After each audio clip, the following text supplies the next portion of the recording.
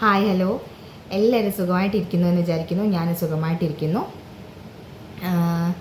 ഇന്നൊരു നല്ല സൺഡേ ആയിരുന്നു. എല്ലാവരും പുറത്തൊക്കെ പോയി ബിസി ആയിരിക്കും എന്നറിയാം.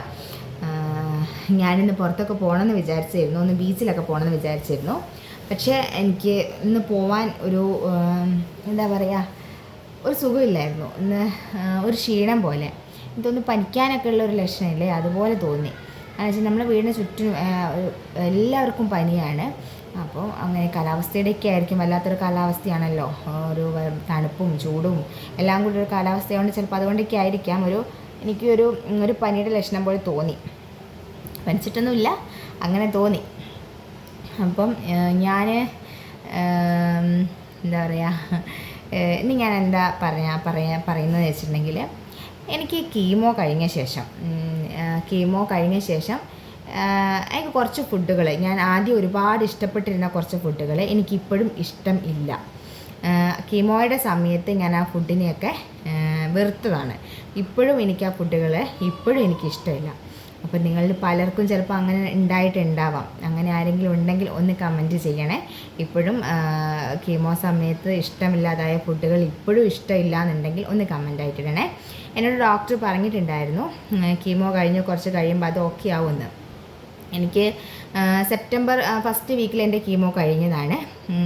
പക്ഷേ അത് കഴിഞ്ഞ് ഇത്ര ആയിട്ടും കൂടെ എനിക്ക് ആ ഫുഡുകളോട് ഇതുവരെ ഒരു ഇഷ്ടം വന്നിട്ടില്ല. എനിക്കതിൻ്റെ സ്മെല്ല് കാര്യങ്ങളൊക്കെ വരുമ്പോൾ ഇപ്പോഴും എനിക്ക് ഒരു എന്താ പറയുക, വോമിറ്റിംഗ് ടെൻഡൻസി. ശരിക്കും നമ്മൾ പ്രഗ്നൻ്റ് ഒക്കെ ആയി ഇരിക്കുന്ന സമയത്ത് നമുക്ക് ചില ഫുഡുകളോടൊക്കെ ഭയങ്കര ഒരു ഇഷ്ടക്കേട് വരുമല്ലോ, അതുപോലെ ഇപ്പോഴും എനിക്ക് ആ ഫുഡുകളോടൊന്നും വലിയ ഇഷ്ടം വന്നിട്ടില്ല. എനിക്കതിൻ്റെ സ്മെല്ലൊക്കെ വന്നാലേ എനിക്ക് വോമിറ്റ് ചെയ്യാൻ വരും. അപ്പോൾ ഹോട്ടലൊക്കെ കയറുന്ന സമയത്ത് എനിക്ക് അങ്ങനത്തെ ഫുഡുകളുടെ സ്മെല്ലൊക്കെ വരുന്നത് ഭയങ്കര ഒരു ഇറിറ്റേഷനാണ്. എനിക്ക് വേറെ ഭക്ഷണം പോലും കഴിക്കാൻ പറ്റില്ല എന്ന് വരും. അപ്പോൾ ഏതാ ഫുഡ് എന്ന് വെച്ചിട്ടുണ്ടെങ്കിൽ ബിരിയാണി. അതിൽ ഏറ്റവും പ്രധാനപ്പെട്ട സാധനമാണ് ബിരിയാണി. ബിരിയാണി എന്ന് വെച്ചിട്ടുണ്ടെങ്കിൽ എനിക്ക് ഏറ്റവും ഫേവറേറ്റ് ഫുഡായിരുന്നു. എന്ന് വെച്ചാൽ ഞാൻ ബിരിയാണി ഇപ്പോൾ നമുക്ക് പുറത്തൊക്കെ പോയിട്ടുണ്ടെങ്കിൽ ഞാൻ എല്ലാവരും വേറെ എന്തെങ്കിലും ഫുഡൊക്കെ കഴിക്കുന്ന സമയത്ത് ഞാൻ കഴിച്ചുകൊണ്ടിരുന്നത് ബിരിയാണി. എനിക്ക് ബിരിയാണി മതിയായിരുന്നു. വേറെ ബിരിയാണി ഒന്നും കഴിക്കില്ല, ചിക്കൻ ബിരിയാണി. വേറെ ഒരു ബിരിയാണി ഇഷ്ടമല്ല. ചിക്കൻ ബിരിയാണി എന്ന് വെച്ചിട്ടുണ്ടെങ്കിൽ ഭയങ്കര ഫേവറേറ്റ് ഫുഡായിരുന്നു. ആരെങ്കിലും എന്തെങ്കിലും ട്രീറ്റ് തരികയെന്ന് പറഞ്ഞാൽ ഞാൻ ആദ്യം പറയും ബിരിയാണിയായിരുന്നു. എനിക്ക് ബിരിയാണി മതി എന്ന് പറയും. വേറെ എന്ത് ഫുഡ് വേണമെന്ന് വെച്ചിട്ടുണ്ടെങ്കിൽ വേണ്ട പറയും. നമ്മളെ വീട്ടിലേക്ക് എന്തെങ്കിലുമൊക്കെ ഒരു ആഘോഷമൊക്കെ വരുന്ന സമയത്ത് നമുക്ക് ഈ എല്ലാം വെക്കുന്ന കൂട്ടത്തിൽ തന്നെ ഞാൻ പറയുമ്പോൾ ബിരിയാണി വെക്കാമെന്നറിയും. ബിരിയാണി ആയിരിക്കും മുന്നിൽ നിൽക്കുന്നയാൾ. അങ്ങനെ ബിരിയാണിയെ സ്നേഹിച്ചിരുന്ന ഒരാളാണ് ഞാൻ. പക്ഷേ എനിക്ക് ബിരിയാണി ഇപ്പം കണ്ണിന് നേരെ കണ്ടുകൂടാ. ഇഷ്ടമില്ല എന്ന് വെച്ചാൽ ഇഷ്ടമില്ല. അതിൻ്റെ സ്മെല്ല് പോലും ഇഷ്ടമില്ല. ബിരിയാണി നെയ്ച്ചോറും കേട്ടോ, ആ രണ്ട് സാധനം എനിക്ക് ഒട്ടും ഇഷ്ടമില്ല. ഞാൻ സ്മെല്ലാണ് പറ്റാത്തത്. ആ ഒരു നെയ്യുടെയോ എന്താ അറിയില്ല, ആ ഒരു ഫ്ലേവർ, ആ ഒരു സ്മെല്ല് ഇഷ്ടമില്ല. ഞാൻ എങ്ങനെ വിചാരിക്കും, എന്തോരം ഇഷ്ടപ്പെട്ടിരുന്ന സാധനം, എനിക്ക് വിഷമമാവും അത് ആലോചിക്കും. എന്തോരം ഇഷ്ടപ്പെട്ടിരുന്ന സാധനം ഇന്നായിരിക്കും എനിക്ക് ബിരിയാണിയോട് തിരിച്ചാൽ ഇഷ്ടം വരിക എന്നൊക്കെ ഞാനിങ്ങനെ ആലോചിക്കും. എന്തെങ്കിലും വരുമായിരിക്കില്ലേ, ഇനി വരികയില്ലേ അതും അറിയില്ല. ഞാൻ ഡോക്ടറോട് ഇങ്ങനെ സങ്കടം പറയും, എനിക്ക് ബിരിയാണി ഒന്നും കഴിക്കാൻ കഴിയുന്നില്ല. അപ്പോൾ ഡോക്ടറും ബിരിയാണിയല്ലേ, സാരമില്ല, പിന്നെ ബാക്കിയെല്ലാം കഴിക്കുന്നുണ്ടല്ലേ, അത് പയ്യെ ഓക്കെ ആവുമായിരിക്കും എന്ന് പറഞ്ഞു ഡോക്ടർ. എന്തായാലും ഇതുവരെ ഓക്കെ ആയില്ല. ഞാൻ എൻ്റെ ഫസ്റ്റ് കീമോയുടെ അന്ന്, കീമോ കഴിഞ്ഞ് ഞാൻ ഹോസ്പിറ്റൽ ക്യാൻറ്റീനിൽ പോയി കഴിച്ചത് ബിരിയാണി കേട്ടോ. അതാണ് ഞാൻ അവസാനമായൊരു ബിരിയാണി കഴിച്ചത്. പിന്നെ ബിരിയാണി കഴിച്ചിട്ടില്ല.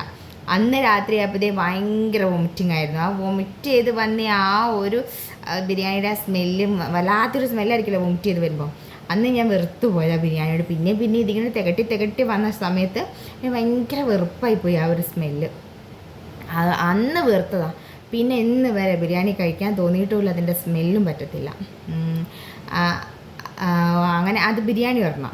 പിന്നെ ചിക്കനൊക്കെ ഞാൻ കുറേ കാലം കഴിക്കില്ലായിരുന്നു. ചിക്കനും മീനൊന്നും കുറച്ചൊരു എനിക്ക് തോന്നുന്നു കീമോ സമയത്ത് ആദ്യമൊക്കെ കഴിച്ചിരുന്നെങ്കിലും ലാസ്റ്റായ കീമോയ്ക്കൊന്നും പിന്നെ എനിക്കതൊന്നും ഇഷ്ടമില്ലായിരുന്നു.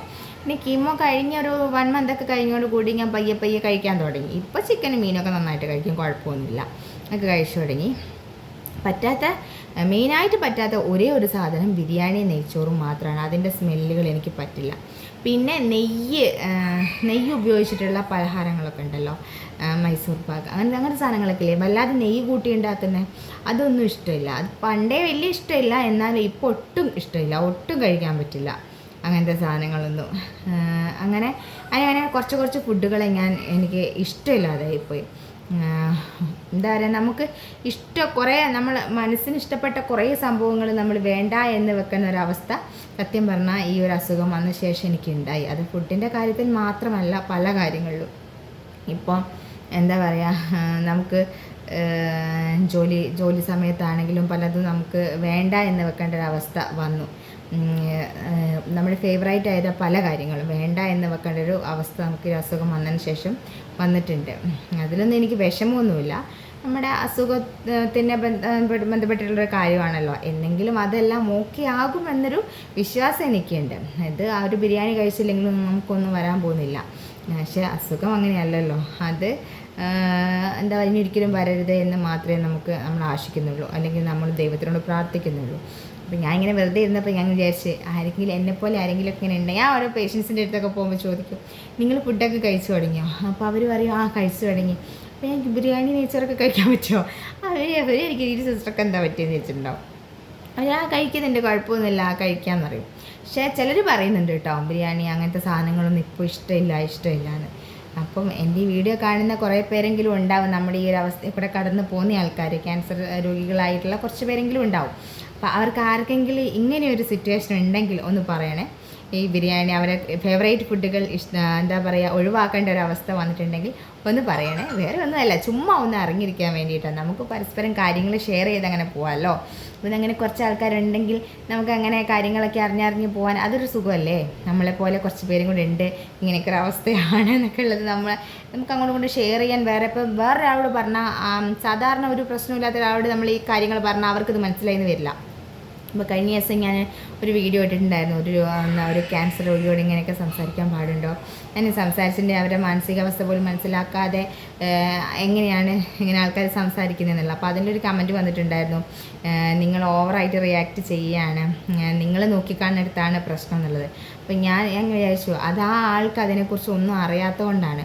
നമ്മൾ ഈ കടന്നു പോകുന്ന ഈ ഒരു ഫേസ് അവർക്കറിയില്ല, അത് ഞാൻ എന്തെല്ലാം ദുരിതങ്ങളിൽ കൂടി കടന്നു പോയൊരു ആൾക്കാരാണ് നമ്മൾ എന്നുള്ളത്. അപ്പോൾ നമ്മളോട് ഇങ്ങനെയൊക്കെ സംസാരിച്ചിട്ടുണ്ടെങ്കിൽ നമ്മൾ എത്രത്തോളം ഫീൽ ചെയ്യും, നമുക്കത് എത്രത്തോളം ഉൾക്കൊള്ളാൻ കഴിയും എന്നുള്ളതും ആൾക്ക് മനസ്സിലാവില്ല. ആ ഒരു സിറ്റുവേഷനിൽ കൂടെ പോയ ആൾക്കാർക്ക് മാത്രമേ അത് മനസ്സിലാവുള്ളൂ.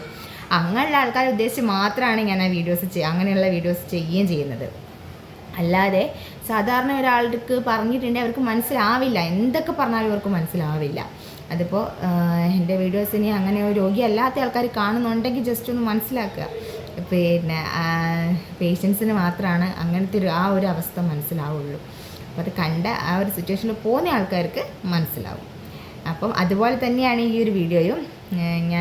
ഇന്നിപ്പോൾ ഞാൻ പറഞ്ഞ സൺഡേ ആണ്. സൺഡേ ഒക്കെ നമ്മൾ വീട്ടിൽ കൂടുതലും ഉണ്ടാക്കുന്നൊരു സാധനമായിരുന്നു ബിരിയാണി, നെയ്ച്ചോറ് അങ്ങനത്തെ ഒക്കെ. അപ്പോൾ ഇന്ന് മക്കൾ പറഞ്ഞു, അമ്മേ നമുക്ക് ബിരിയാണി ഉണ്ടാക്കാം. അവർക്ക് അറിയില്ലല്ലോ എൻ്റെ ഒരു സിറ്റുവേഷൻ എന്താണെന്നുള്ളത്. അസുഖം ഉണ്ടെന്ന് അവർക്ക് അറിയാൻ കൂടി മതി, എന്ത് അസുഖമാണെന്നോ അത് എത്രത്തോളം എങ്ങനെയൊക്കെയാണെന്ന് അതിൻ്റെ തലങ്ങൾ എന്നുള്ളത് അവർക്കറിയില്ല, ചെറിയ കുട്ടികളല്ലേ. അപ്പം മോൻ എന്നോട് പറഞ്ഞു, നമുക്കൊന്ന് ബിരിയാണി ഉണ്ടാക്കാം അമ്മേ. കുട്ടിയൊക്കെ വാങ്ങിക്കൊടുക്കും കേട്ടോ, കുട്ടിയൊക്കെ വാങ്ങിക്കൊടുക്കുകയോ ചെയ്യും. അവർ വീട്ടിൽ കൊണ്ടുവന്ന് കഴിക്കുകയാണെങ്കിൽ ഞാൻ മാറിയിരിക്കും. എനിക്ക് പിന്നെ അതിൻ്റെ സ്മെല്ല് അടിച്ചിട്ടുണ്ടെങ്കിൽ ഒന്നും കഴിക്കാൻ കഴിയില്ല, അതുകൊണ്ട് ഞാൻ മാറിയിരിക്കുക ചെയ്യാം. അപ്പോൾ എന്നോട് പറഞ്ഞു, നമുക്ക് ബിരിയാണി ഉണ്ടാക്കാം, അമ്മ ഉണ്ടാക്കിയാൽ മതി, നമുക്ക് പുറത്തുനിന്ന് മേടിക്കണ്ട പറഞ്ഞു. അപ്പോൾ ഹസ്ബൻഡ് എന്നോട് ചോദിച്ചു, നിനക്ക് ഉണ്ടാക്കാൻ പറ്റുമോ, നീ ഉണ്ടാക്കുമോ എന്ന് ചോദിച്ചു. ഞാൻ പറഞ്ഞു, എനിക്ക് ഉണ്ടാക്കാൻ കഴിയുമെന്ന് ഞാൻ അങ്ങനെ പറഞ്ഞിട്ടില്ല. അവർക്ക് ഇഷ്ടമുള്ളൊരു സാധനം ഉണ്ടാക്കി കൊടുക്കുക എന്ന് പറയുന്ന സമയത്ത് ഞാൻ ഒരിക്കലും പറഞ്ഞിട്ടില്ല എനിക്ക് പറ്റില്ല എന്നുള്ളത്. അറിയാത്തതാണേ അറിയില്ല എന്ന് പറയാം, എന്നാലും ഞാൻ ട്രൈ ചെയ്യും. യൂട്യൂബിലൊക്കെ നോക്കിയാണെങ്കിൽ ഞാൻ ട്രൈ ചെയ്ത് നോക്കും, ഉണ്ടാക്കി കൊടുക്കാനൊക്കെ പറ്റും. പക്ഷെ എനിക്ക് ഒട്ടും പറ്റുന്നില്ല എന്ന് വെച്ചാൽ ഒട്ടും പറ്റുന്നില്ല. എനിക്ക് സത്യം പറഞ്ഞാൽ വിഷമമായി കേട്ടോ. മോൻ അങ്ങനെ പറഞ്ഞപ്പം അമ്മ നമുക്ക് ഉണ്ടാക്കാം, അമ്മ ഉണ്ടാക്കി തന്നാൽ മതി, അമ്മ അന്ന് ഉണ്ടാക്കി തന്നില്ലേ എന്നൊക്കെ പറഞ്ഞ് ഞാൻ മുന്നേ ഉണ്ടാക്കി കൊടുത്തൊക്കെ പറഞ്ഞിട്ട് അവനെന്നെ പറഞ്ഞു, അന്ന് ഉണ്ടാക്കി തന്നില്ലേ ബിരിയാണി, അതുപോലെ ചിക്കനൊക്കെ ലെഗ് പീസ് വെച്ചിട്ട് അമ്മ ഡെക്കറേറ്റ് ചെയ്ത് തന്നില്ലേ, അങ്ങനെ ഉണ്ടാക്കി തരുമോ എന്നൊക്കെ ചോദിച്ചു. അപ്പോൾ എനിക്ക് വിഷമമായി. ഞാൻ പറഞ്ഞു, മോനെ നമുക്ക് വേണേൽ പുറത്തുനിന്ന് മേടിക്കാം, മോൻ ഇവിടെ ഉണ്ടാക്കിയിട്ട് വീട് മൊത്തം അതിൻ്റെ സ്മെല്ലായിരിക്കും. പിന്നെ എല്ലാവരും അതിൻ്റെ ഒരു സ്മെല്ലായിരിക്കും. ബിരിയാണിക്ക് അങ്ങനെ ഒരു പ്രത്യേകത ഉണ്ടല്ലോ, നമ്മൾ എത്ര ക്ലീൻ ചെയ്താലും എന്തൊക്കെ ചെയ്താലും ബിരിയാണി ഉണ്ടാക്കിയ വീട്ടിലേക്ക് ചെന്നാൽ ബിരിയാണിയുടെ സ്മെല്ല് നമുക്ക് വരും. പക്ഷേ എനിക്ക് ആ സ്മെല്ല് പറ്റില്ല, ഒട്ടും പറ്റില്ല. എനിക്ക് ഭയങ്കര ഇറിറ്റേഷനാണ് ആ സ്മെല്ല്, എനിക്ക് എന്തൊക്കെയോ ആകും ആ സ്മെല്ല് വരുമ്പോൾ. അപ്പോൾ പക്ഷെ അത് നമ്മൾ പറയുന്ന നമ്മൾ അങ്ങനെ പറയുമ്പോൾ എത്രത്തോളം കുട്ടികൾക്കൊന്നും ഇത് മനസ്സിലാവില്ല. ഹസ്ബൻഡിന് പിന്നെ എൻ്റെ അവസ്ഥകളൊക്കെ അറിയാവുന്നതുകൊണ്ട് പുള്ളിക്കാരൻ പറഞ്ഞാൽ നിനക്ക് പറ്റില്ല, വേണ്ട നമുക്ക് ഉണ്ടാക്കേണ്ടാവും, അവർക്ക് വേണേ പുറത്ത് പോയി വാങ്ങിക്കൊടുക്കാമെന്ന് പറഞ്ഞു. ഞാൻ എൻ്റെ മോനോട് പറഞ്ഞു, അമ്മ അച്ഛൻ പുറത്തുനിന്ന് വാങ്ങിത്തരാം കുട്ടി, അമ്മ വീട്ടിലുണ്ടാക്കണില്ല, അമ്മയ്ക്ക് വയ്യ പറഞ്ഞു. അപ്പോൾ അവൻ എന്നെ നോക്കിയിട്ട് പറഞ്ഞു, അമ്മയ്ക്ക് ഇപ്പോൾ ഒരു കുഴപ്പമില്ലല്ലോ, അമ്മ ചോറും കറിയൊക്കെ വെക്കുന്നുണ്ടല്ലോ, അതുപോലെയല്ലേ ബിരിയാണി വെക്കുന്നത്, അമ്മ ബിരിയാണി വെച്ചുകൊണ്ടാണ്. അപ്പോൾ ഞാൻ പറഞ്ഞു ശരി എന്നാൽ വെച്ച് തരാറുണ്ട്. പിന്നെ അപ്പോൾ ഹസ്ബൻഡ് പറഞ്ഞു വേണ്ട, അവനാണ് പറഞ്ഞോട്ടെ ഉണ്ടാക്കണ്ട. പിന്നെ അവർക്ക് പിന്നെ അവനത് വീഡിയോ ചെയ്തു, അവന് പിന്നെ അതൊന്നും പറഞ്ഞില്ല. പക്ഷേ കുറച്ച് കഴിഞ്ഞ് അവർക്ക് പുറത്തുനിന്ന് ഫുഡ് മേടിച്ച് കൊടുത്തു, അതോടുകൂടി അത് സോൾവായി. പക്ഷേ എൻ്റെ മനസ്സിൽ നിന്ന് അതങ്ങ് പോകുന്നില്ല. മക്കൾ അങ്ങനെ പറയുമ്പോൾ എന്നെക്കൊണ്ട് കഴിയുന്നതൊക്കെ ഞാൻ അവർക്ക് ചെയ്ത് കൊടുക്കാറുണ്ട്. പക്ഷേ എന്നെക്കൊണ്ട് ഇത് തീരെ പറ്റുന്നില്ല. എനിക്ക് അതിൻ്റെ സ്മെല്ല് ഒട്ടും പറ്റില്ല. ചിക്കനൊന്നും കുഴപ്പമില്ല, ചിക്കൻ കറിയൊക്കെ ഞാൻ വെക്കാറുണ്ട്, ബാക്കി എല്ലാ സാധനവും ചിക്കൻ്റെ എല്ലാ ഐറ്റംസും ഒക്കെ വെക്കും. ബിരിയാണി, നെയ്ച്ചോറ് ആ രണ്ടെണ്ണത്തിൻ്റെ സ്മെല്ലേ എനിക്ക് പറ്റില്ല. അത് സ്മെല്ലില്ലാതെ ഉണ്ടാക്കാനും കഴിയില്ലല്ലോ. അപ്പോൾ ഞാൻ ഇങ്ങനെ ആലോചിച്ചു, ദൈവമേ എന്തായാലും ഇങ്ങനെ ഒരു അവസ്ഥ വരുത്തിയത്. എൻ്റെ മക്കൾക്ക് ഇഷ്ടമുള്ളൊരു സാധനം പോലും ഉണ്ടാക്കി കൊടുക്കാൻ എനിക്ക് പറ്റുന്നില്ലല്ലോ. അവരാഗ്രഹിച്ച് പറഞ്ഞതായിരിക്കില്ലേ എന്നൊക്കെ ഞാൻ അങ്ങനെ ആലോചിച്ചു. അപ്പോൾ എനിക്ക് ശരിക്കും പറഞ്ഞാൽ വിഷമമായിട്ടോ. ഇങ്ങനെ സിറ്റുവേഷനോട് നിങ്ങൾ ആരെങ്കിലും കടന്നു പോയിട്ടുണ്ടോ എന്നൊന്ന് പറയണേ. ചുമ്മാ ഒന്ന് അറിഞ്ഞിരിക്കാനാ, ഒന്നിനുമല്ല, ഒന്നറിയാൻ. പിന്നെ നമ്മളല്ലാതെ ആൾക്കാരോട് ചോദിക്കുമ്പോൾ ആരോടാന്ന് വെച്ച് പോയി ചോദിക്കാം. പേഷ്യൻസിനെയൊക്കെ കാണുമെങ്കിൽ അവരോട് നമുക്ക് ചോദിക്കാൻ പറ്റുന്ന ഒരു പരിധി ഉണ്ടല്ലോ. നമ്മളങ്ങനെയല്ലല്ലോ. നമ്മളിപ്പോൾ ഇങ്ങനെ എന്താ പറയുക, ഒരുപാട് പേരൊന്നുമില്ലെങ്കിലും കുറച്ച് പേരൊക്കെ നമ്മൾ അങ്ങോട്ടും ഇങ്ങോട്ടും നമ്മൾ കോണ്ടാക്ട് ചെയ്യുന്നുണ്ടല്ലോ. നിങ്ങൾ ചോദിക്കുന്നതിനൊക്കെ ഞാൻ മറുപടി ഇടുന്നുണ്ട്, ഞാൻ പറയുന്നതിനൊക്കെ നിങ്ങളും എനിക്ക് തിരിച്ച് കമൻ്റായിട്ട് മറുപടി പറയുന്നുണ്ട്.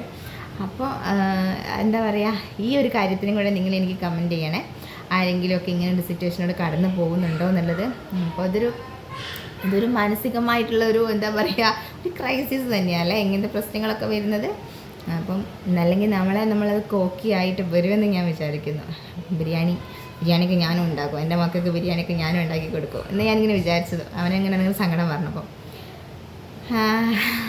അപ്പോൾ അത്രയേ ഉള്ളൂ, വേറെ ഒന്നുമില്ല. വേറെ എന്താ, എല്ലാവരും സുഖമായിട്ടിരിക്കല്ലേ. പിന്നെന്താ, ഞാൻ എന്നോട് കമൻറ്റിൽ ഒരാൾ ചോദിച്ചിട്ടുണ്ടായിരുന്നു ഈ ലിംഫെഡിമ എക്സസൈസ്, കൈയുടെ എക്സസൈസ് എങ്ങനെയാണെന്നുള്ളതും കാണിച്ചു തരുമോ എന്നുള്ളത്. അത് ഞാൻ വീഡിയോ ഇടാം. എനിക്ക് എന്താ പറയുക, ഇങ്ങനെ ഞാൻ കൈ വെച്ചിട്ടാണ്, ഫോൺ കയ്യിൽ പിടിച്ചിട്ടാണ് ഞാൻ വീഡിയോ ചെയ്യുന്നത്. അപ്പോൾ എനിക്ക് അത് വെച്ച് ചെയ്യാനൊരു സ്റ്റാൻഡും കാര്യങ്ങളൊന്നും ഞാൻ മേടിച്ചിട്ടില്ല. അപ്പോൾ അത് സ്റ്റാൻഡൊക്കെ വന്നാലല്ലേ എനിക്കത് കറക്റ്റായിട്ട് ഫോണിൽ ഫിറ്റ് ചെയ്തിട്ടുള്ള അത് കറക്റ്റായിട്ട് കാണിച്ചു തരാൻ പറ്റുള്ളൂ. അല്ലെങ്കിൽ ഞാൻ എന്താ കൈ കൊണ്ട് ചെയ്യുന്നത് നിങ്ങൾ കാണില്ല.